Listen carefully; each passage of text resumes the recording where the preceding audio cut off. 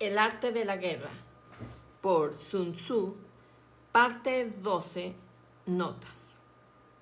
Sun Tzu detesta atacar ciudades amuralladas, probablemente porque en su época existían estrategas itinerantes, seguidores del guerrero pacifista, Modi, que se especializaron en su defensa y resultaba casi imposible conquistarlas.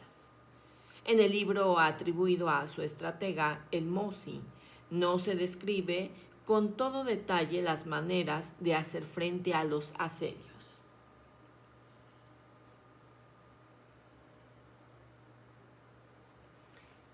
La mayoría de los traductores opinan que Sun Tzu se refiere siempre al bando contrario.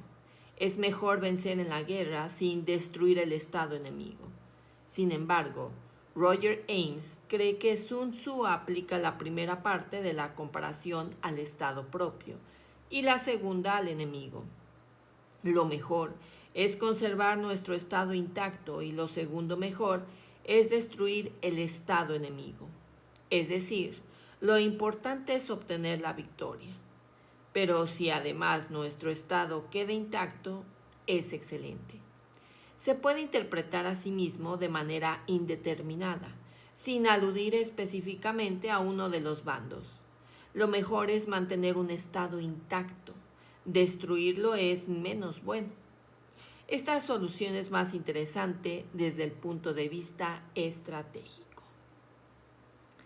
La expresión todo bajo el cielo, Tianxian, se refiere generalmente a la humanidad o a una porción de esa humanidad, como el territorio chino o los habitantes de un estado.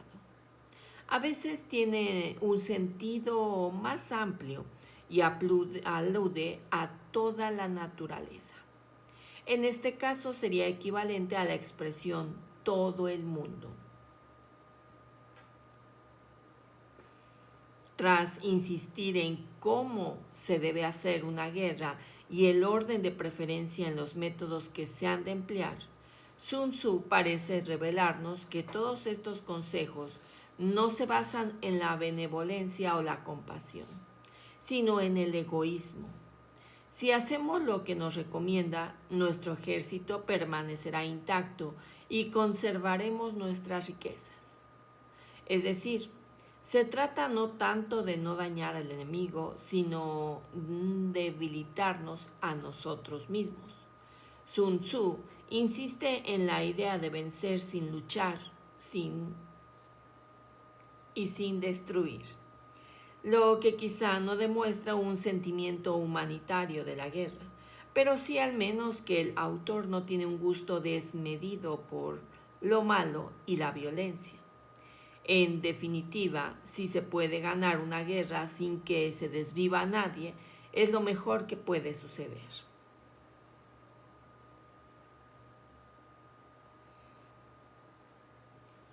Si hemos llegado a la conclusión de que no hay más remedio que luchar, entonces debemos hacerlo de manera diferente en función de la proporción de fuerzas. Si somos muy superiores al enemigo, debemos rodearlo con una maniobra envolvente, no solo para tener ventaja en el terreno de la batalla, sino también para forzarlo a la rendición. Al verse en inferioridad de condiciones e impedir que escapen, sí somos claramente superiores, pero no tanto como para rodear al enemigo, lo mejor es atacar. Cuando doblamos al enemigo en número, no está claro si Sun Tzu recomienda dividir al enemigo o dividir nuestro propio ejército. Desde el punto de vista de la estrategia, con más facilidad, o dividir nuestras propias fuerzas para, como dice Rodríguez Bellerín, emprender acciones regulares o irregulares que puedan desbaratar por completo al enemigo. Cuando estamos en igualdad de fuerzas, hay que saber combatir, nos dice Sun Tzu, que sin duda piensa que en esta situación el estratega debe aplicar estratagemas y engaño, para así desequilibrar la balanza a nuestro favor. Ahora bien, Si estamos en inferioridad, debemos asegurar nuestra defensa. Por último, si somos claramente inferiores en número, tenemos que huir. Sun Tzu repite de manera casi textual la última de las tres estrategias. Huir puede ser la mejor estrategia. Eso sí, también existe una sabiduría de la huida. Hay que conservar las fuerzas más o menos intactas y prepararse para reagruparlas o unirse a otras. La más célebre de estas huidas es, sin duda, la retirada de 10.000 griegos en territorio persa, contada por Jenofante en la Anabais en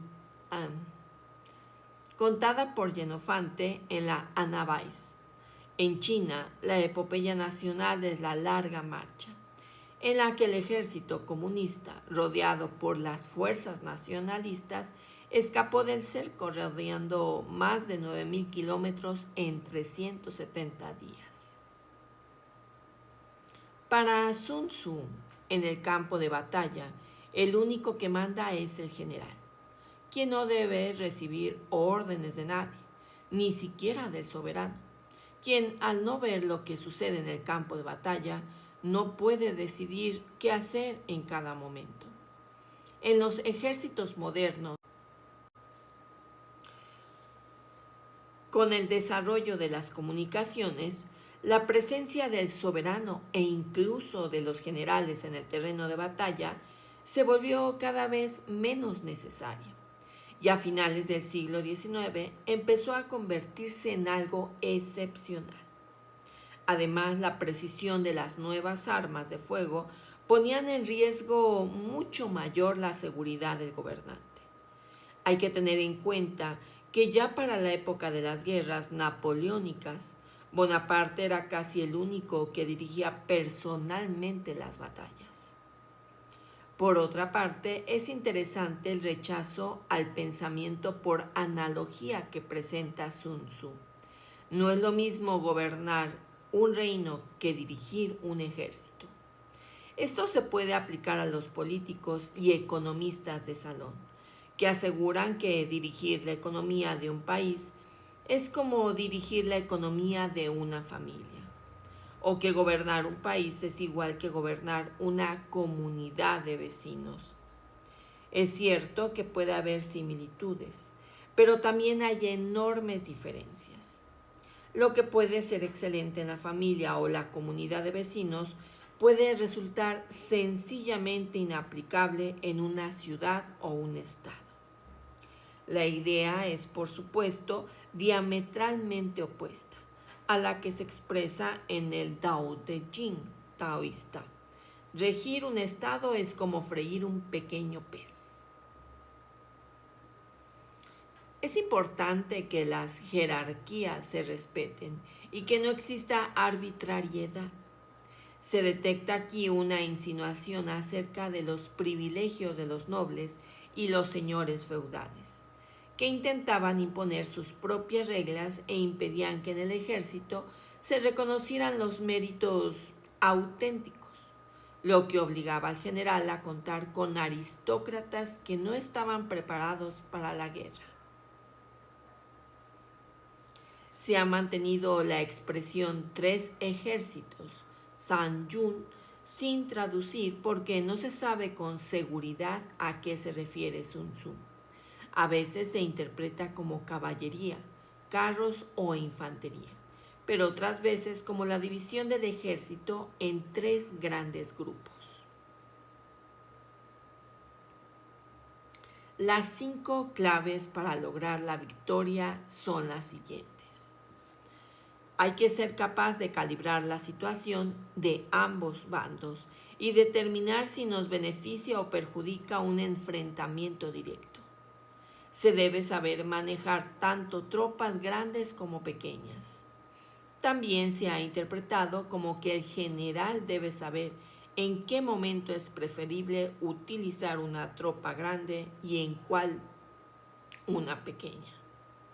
Es necesario que haya cohesión